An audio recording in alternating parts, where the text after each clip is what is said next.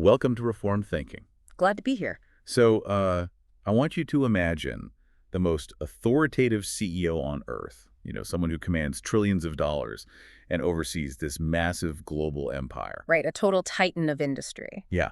And now imagine that this individual just bypasses the penthouse suite, ignores the luxury accommodations prepared for them, and actively chooses to be born in a damp, freezing, loading dock. Out behind a bustling building, just surrounded by stray animals and the noise of the street. Yes, that is the actual historical image of Christmas.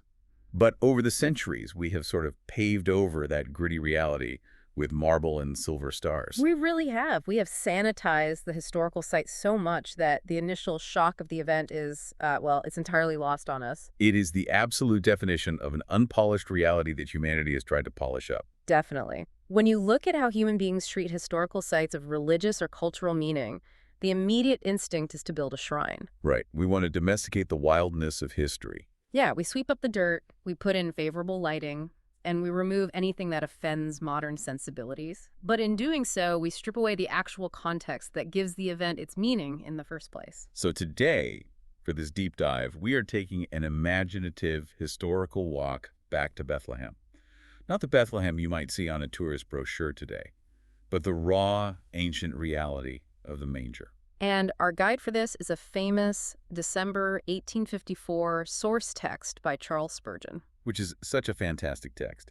And if you are listening to this, our mission today is to look at the incarnation from multiple distinct vantage points to fully grasp the weight of this historical event. We're going to look through the eyes of different individuals, right? From ancient figures who waited centuries for this moment, all the way to a 19th century family sitting around a crackling fire discussing what it all means. Right.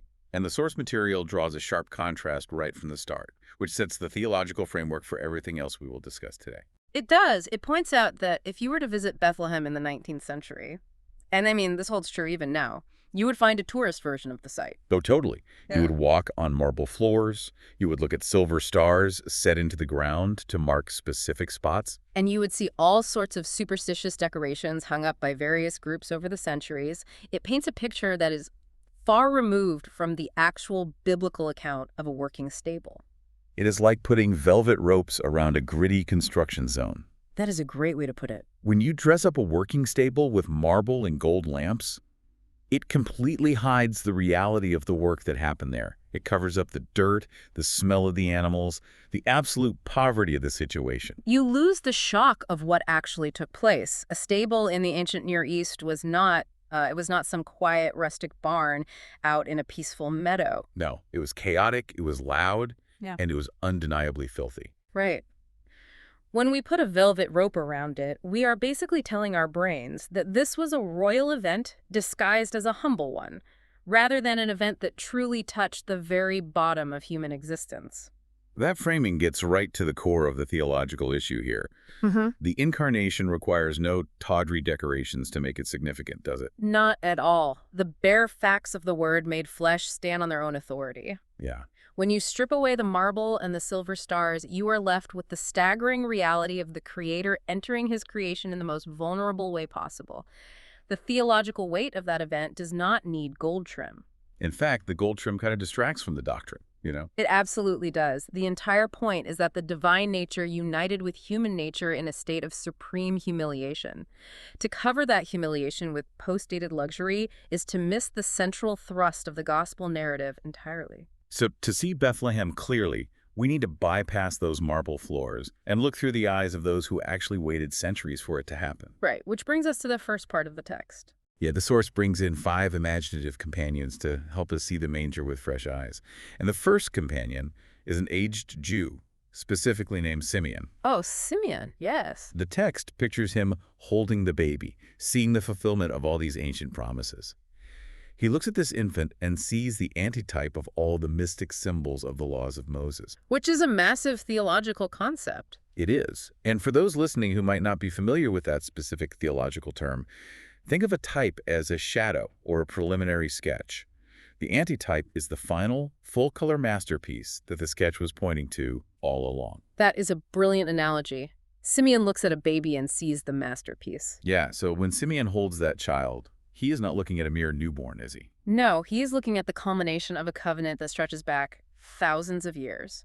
This proves the continuity of that covenant. Just think about the vast sacrificial system of the Old Testament. Right. The countless lambs, the tabernacle, the incense, the priesthood, all of it was a shadow, a preliminary sketch, as you put it. Simeon realizes that the substance casting that shadow has finally arrived in the physical world. The text actually describes the baby as a root out of a dry ground, which references the prophet Isaiah. That phrasing is so crucial. It means that out of a seemingly dead, barren lineage comes the promised king. Because the house of David had been reduced to absolute obscurity at that point. Exactly. They were no longer royalty in a palace. They were carpenters and laborers. The tree of David had been chopped down to a stump, but out of that dry, dead-looking stump, a living root suddenly shoots up. It fulfills very specific ancient promises about how the Messiah would arrive, right? Yes, not in recognizable glory, but in a way that required eyes of faith to see. Okay, let's unpack this. Okay. Because the source immediately contrasts Simeon with a second companion. We move from the aged Jew to an ancient Gentile. Which is quite the pivot. It really is. Now, this is an intelligent observer. The text describes him as someone versed in the works of God in nature, someone with enough light to see the moral darkness around him. He might be considered a skeptic by the religious establishment of the day, but he is open. Yeah. And when he sees the baby, he calls him a light to lighten the Gentiles and starts quoting Isaiah's vision of the wolf dwelling with the lamb.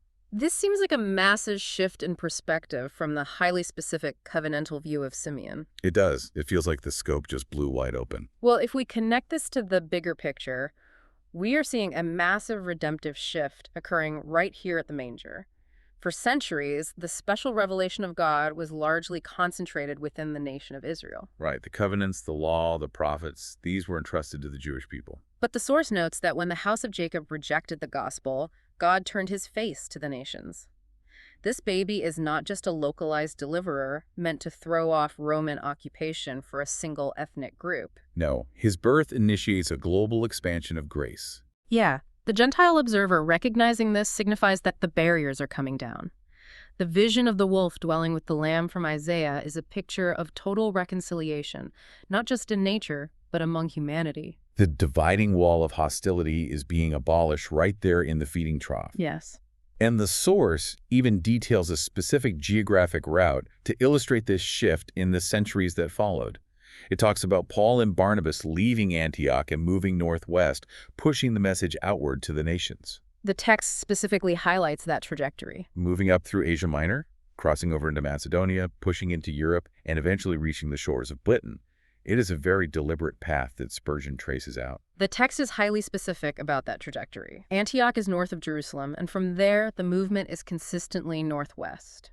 It highlights how the message of this Jewish Messiah broke out of its geographic boundaries and swept across the Gentile world. This is a crucial historical observation. Christianity did not just diffuse randomly like smoke in the wind. It followed a specific expansion pattern that changed the religious landscape of the Roman Empire and beyond. The author of our source text, speaking in 19th century London, is basically acknowledging that his very ability to stand in a pulpit and preach this message is the direct result of that northwest trajectory. A trajectory that began when the early church leaders were sent out from Antioch. Wait, I need to push back on this a little bit. I want to ask about this geographic movement. Was this shift northwest purely practical? How do you mean? I mean, the Roman Empire had established incredible infrastructure. They had the Pax Romana, they had well-paved trade routes, they had established sea lanes across the Mediterranean. Sure. If you were trying to spread a message from the Levant, northwest is just the path of least resistance into the heart of civilization at that time. So is the author arguing that this was a deliberate sovereign orchestration of history? Or is he just looking backward at practical travel logistics and assigning a divine motive to it? That is a really fair point. I want you listening to think about this too. How much of history is logistics and how much is providence? Well, the source text clearly points directly to a deliberate, sovereign orchestration, and the theology underpinning it demands that conclusion. Okay, so the logistics were part of the plan. Right. While it is true that the Roman roads and the common Greek language provided the practical infrastructure, the theological claim is that God ordained the infrastructure for the sake of the message, not the other way around. Oh, that makes sense. The text highlights that Moses and the prophets anticipated both the Jewish rejection and the Gentile inclusion long before Rome even existed as an empire. Yes. This was not a backup plan because the primary audience failed to respond. It was the design from the beginning. The shift across the map is a physical manifestation of ancient prophecy being enacted in real time. From a reformed theological perspective, history is the unfolding of a sovereign decree. So the fact that Paul had a vision of a Macedonian man calling him to come over to Europe, rather than heading east into Asia, is viewed as a specific divine steering of the gospel's course. Yes, it is all highly intentional. That brings us from the macro level of global history down to the micro level of the human heart. We have established these massive historical and geographical shifts, but the discussion now zooms in on personal spiritual states. How do individuals actually approach this reality? Right. The source introduces a third companion to walk with us to the manger, the Urumcan center. Now, if you are listening to this and you have ever felt like your past disqualifies you from stepping into a church, or that your guilt makes you fundamentally unacceptable, you need to pay close attention to this character. This is a vivid character study, and it strikes at the heart of human psychology when confronted with divine holiness. The text describes a trembling penitent. Right? Yes, this is someone who is acutely aware of their own moral failings. When they approach the divine, their conscience dictates what they expect to find.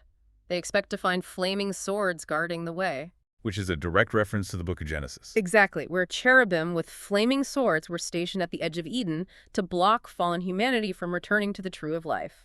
That is the baseline expectation of the awakened conscience: exclusion, judgment, and a strict barrier. They expect a surly guard demanding a ticket of admission, some proof of worthiness before they can draw near. But instead of the flaming swords from Genesis, what does she find? She finds free, unhindered access to the Prince of Life, who is lying in the humblest cot imaginable. There is no visible tiara of light. There is no intimidating angelic security detail checking credentials at the door of the stable. She walks right in. The contrast between her internal terror and the external reality of the sleeping infant is just striking. This highlights the core doctrine of grace. At the manger, human merit or rank means absolutely nothing. There is no VIP section. The total lack of barriers for the guilty is the point. The awakened sinner expects judgment, expects to be turned away because of their guilt, but instead finds a welcoming humility. The Creator has made himself entirely approachable. If God had arrived in a palace, surrounded by armed guards and court officials, the trembling penitent would never have dared to approach. The sheer intimidation factor of royal courts keeps the common guilty person far away. By choosing a feeding trough in a public caravanserai, the barrier of approachability is completely dismantled. So the most guilt-ridden outcast can walk into a stable without fear of violating royal protocol. That is right. It is a stunning reversal. Then we have the fourth companion stepping into the stable, the young believer. This person represents someone who might be caught up in the intellectual side of faith. Oh, sure. They move past intricate doctrinal arguments. Yeah, they're used to discussing subtle theological points, perhaps debating the nature of the Trinity or the mechanisms of salvation. But here, standing over the manger, all that scholasticism fades away. They just see truth and righteousness embodied in actual flesh and blood. The young believer realizes that the truth was not hidden in a secret book or an obscure abstract philosophy. It was revealed in a kinsman. The text makes a striking observation about the joining of might and weakness. This touches on what theologians call the hypostatic union. Which is the reality that Jesus is fully God and fully man, two distinct natures united in one person. Right. But the young believer isn't thinking in those rigid academic terms in this moment. They are simply marveling at the visible reality of it. The infinite God, who possesses all authority over the cosmos, voluntarily takes on the form of a fragile infant who cannot even feed himself. Heaven and earth unite in this one person. The intellect is satisfied not by a formula, but by a person. And then the fifth companion is the advanced Christian. This is an older, seasoned believer. The text says he quotes scripture slowly, marveling that the infinite became finite. He reflects on how the Almighty willingly became helpless and relied on the nursing of a human mother. I think about what it is like to age, to feel your body start to fail, or to watch someone you love face cognitive decline. It is terrifying. There is a deep existential fear in becoming helpless, but this advanced Christian looks at the manger and sees something that changes that fear entirely. The comfort drawn from this is staggering. The advanced Christian recognizes that if the Creator of the universe willingly entered into such intense frailty, resigning even the ability to speak, relying entirely on others for survival, being subject to the cold and the discomfort of a physical body, then believers should not fear their own seasons of physical or mental frailty. Because if you find yourself in a state of weakness or humiliation, you are treading a path that the Son of God has already walked. Yes. He sanctified the state of human weakness by participating in it. He did not hover above the human condition. He plunged right into the middle of it. For an older believer facing the loss of independence, the knowledge that the Lord of glory was once entirely dependent on a young woman for his daily survival provides a very specific kind of solace. It truly It does. makes me think of an analogy. Imagine a master architect, someone who designs the most brilliant, unshakable skyscrapers. They understand the physics of wind resistance, load-bearing walls, and structural integrity better than anyone alive. And then, voluntarily, this architect chooses to live in the most fragile, temporary canvas tent they ever designed, pitching it right in the middle of a harsh winter in a frozen tundra. Wow. They do it to prove they understand the elements, to show the people living in those tents that they are not alone. It changes how you view the architect completely. You no longer see them as someone sitting in a heated office drawing blueprints. You see them as someone who knows exactly how cold the wind is when it whips through the canvas. Yes. To build on that analogy, the architect does not just send a manual on how to survive the cold. The architect experiences the cold firsthand. The architect allows his own hands to get frostbite. This is the essence of the incarnation. The creator enters the creation not as a shielded observer in a hazmat suit, but as a full participant in human frailty. He takes on the very limitations he designed. When the advanced Christian sees this, the fear of their own canvas tent breaking down is mitigated. The architect lived in the tent. The architect knows the feeling of the canvas tearing. That is a beautiful way to look at it. Well, after looking through the eyes of these theological archetypes, the awakened sinner, the young believer, the older saint, the source shifts gears completely. It takes us out of the realm of sweeping theological categories and places us into a 19th century home. Right. We are listening to an everyday family sitting around a fireside on Christmas evening. The father asks each member of the household to share a thought about the Nativity. It is such a brilliant rhetorical move by Spurgeon, showing how these massive truths apply in a regular home with kids and teenagers and household workers. It really grounds the lofty concepts we just discussed in everyday observation. It proves that the manger is accessible to every level of understanding, from the seasoned theologian analyzing covenants to the youngest child in the room staring at the fire. The truths of the Incarnation are robust enough to withstand rigorous academic scrutiny, yet plain enough to be grasped by a child singing a nursery rhyme. This fireside chat demonstrates the universal applicability of the doctrine. And the father starts with the youngest boy, Willie. Willie quotes a little Sunday school song and simply observes that Jesus was a real baby. He says that Jesus needed to be held, he learned to run, and he grew by degrees. Now, to a modern listener, that might sound like a throwaway comment. Obviously, he was a baby. But historically, getting this point wrong has caused massive theological problems. Huge problems. The necessity of this detail cannot be overstated. Willie's observation points to the true human nature of Christ.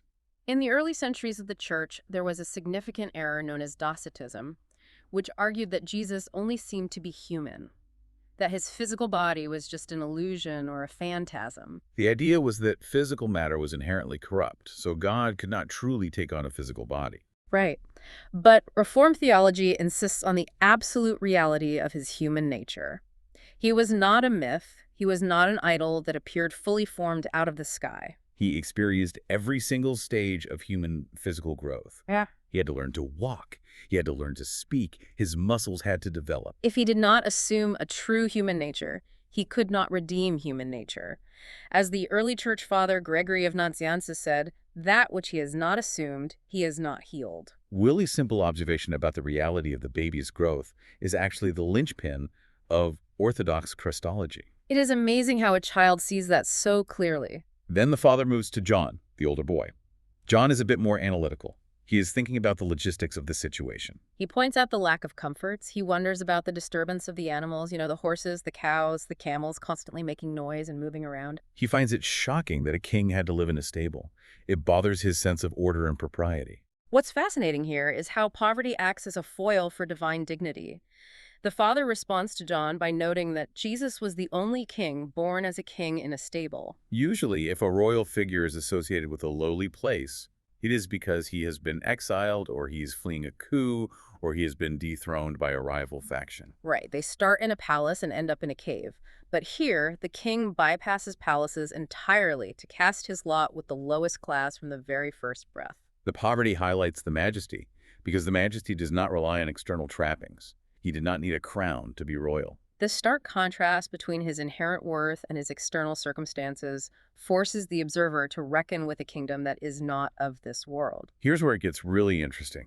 The father then asks Mary, the household worker, for her thoughts, and she brings up the architecture of the ancient inn. She quotes a Dr. Kiddo, who provides an archaeological description of the ancient caravanserai. He describes a square pile of strong walls, an inner quadrangle with a raised platform, and an outer wall. This is a very specific architectural layout that most of us completely miss when we set up our little wooden nativity scenes on the mantelpiece. This architectural detail changes the entire mental image of the nativity. It does. The typical modern conception is a solitary, quiet barn on a snowy hill.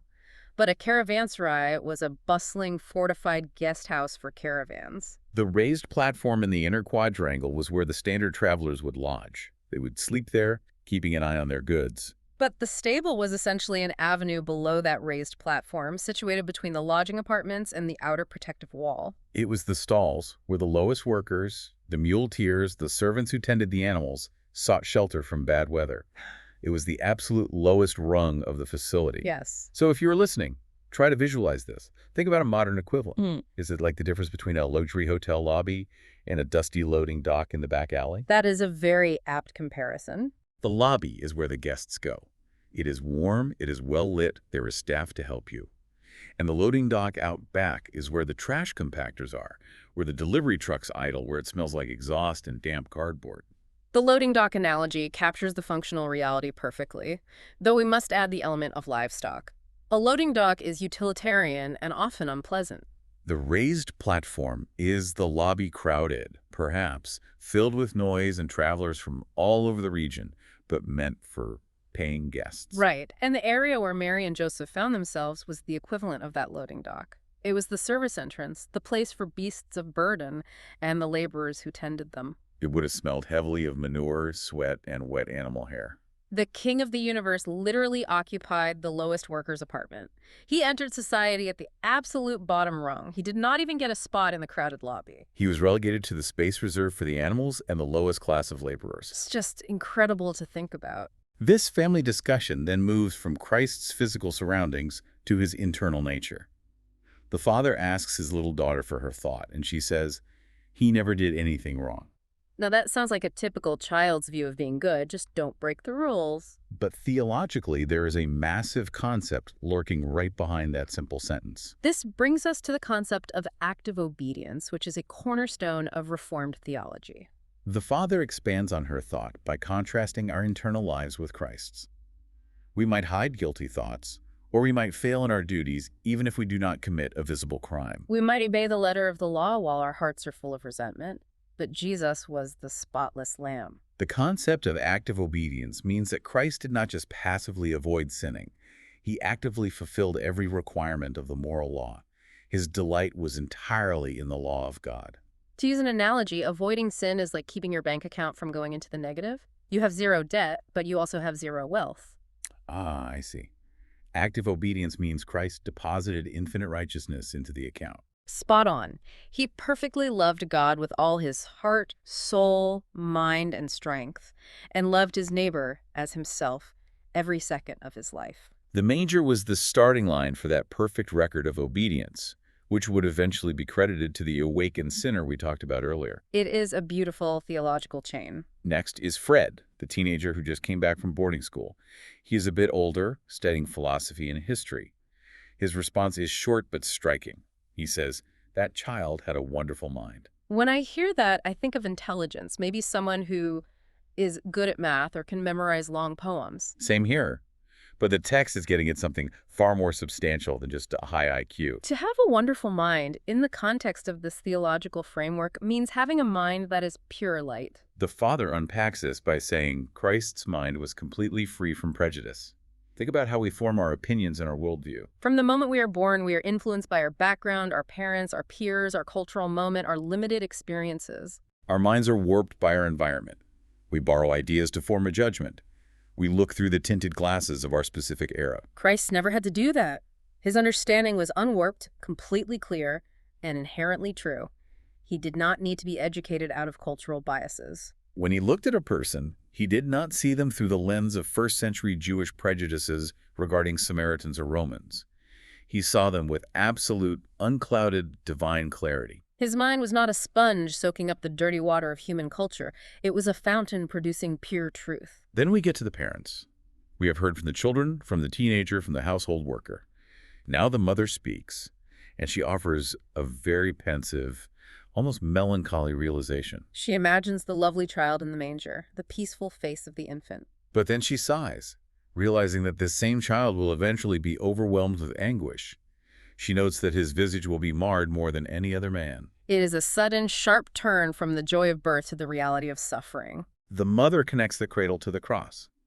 You cannot look at Bethlehem faithfully without looking toward Calvary. The entire purpose of taking on that human flesh, of entering that loading dock of society, of growing up with a perfect mind and a record of active obedience, was to offer that flesh as a sacrifice. The incarnation is inextricably linked to the atonement. The wood of the manger points directly to the wood of the cross. In Reformed theology, the cross is not a tragic accident that happened to a good teacher. It was the mission objective from day one. The baby was born to be marred. He was born to absorb the wrath of God against sin. The mother recognizes the heavy shadow of Good Friday falling across the joy of Christmas morning.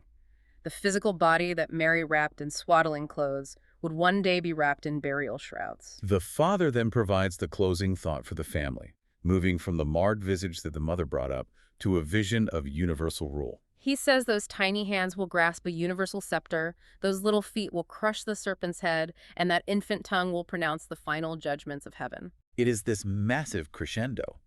The baby who couldn't even speak will be the one whose voice dictates the end of all things. This raises an important question, and it really brings the entire source text to a towering conclusion. It does. It raises an unavoidable issue for anyone studying this historical event. It is a mind-bending reality that the helpless baby lying in the lowest stall of a dusty courtyard is the exact same individual who will speak the final word on the eternal destiny of every human being. The contrast between his initial humility and his final authority is absolute. The tiny hands that grasped at the straw in the manger are the hands that hold the authority to judge the living and the dead. The feet that were soft and vulnerable will crush the head of the serpent, fulfilling the very first promise made in the Garden of Eden. The trajectory goes from the lowest point of humiliation back to the highest point of exaltation. So if you are listening to this right now, I want you to think about how looking at the manger through these specific historical and theological lenses alters your view of your own daily struggles. That is a great thing to ponder.